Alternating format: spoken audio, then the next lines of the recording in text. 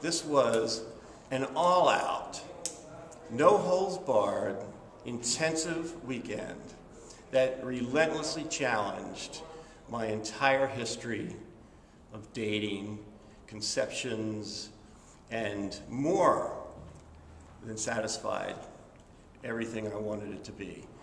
Decades of life that I've had completely wrong. Psych's energy, his wisdom, his commitment was so good. He alone could have carried the day, could have carried the entire weekend. But there was a whole lot more. Lots.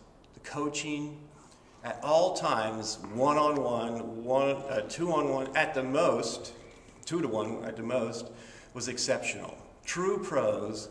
They knew their stuff, they walked the walk, and best of all, they could teach what they knew. My coaches, Matt, Greg, and Dan, were patient, they were understanding, they were helpful, and always available with insights, assessments, and encouragement, most of all.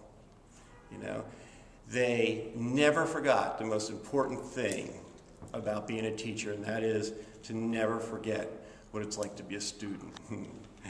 Yeah. Psych was amazing. I even got to see him in action when we were in on a 2-set together. And while I was working on my set, I could overhear what he was doing and some of the things he was saying. And I was just stunned how things just rolled off of his out of his mouth. And I said to myself, that is what I want. That's the person I want to be. He has what I want. Yeah. So anyway, how do I know this? How do I know that this was miles above anything else?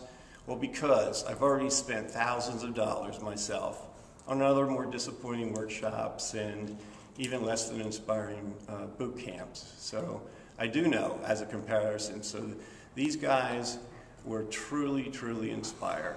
They were amazing. I think Nathan produced an incredible weekend, but it all comes back to Psych. It all comes back to Psych and his energy and his ability to pull this all together and to keep the energy and momentum going.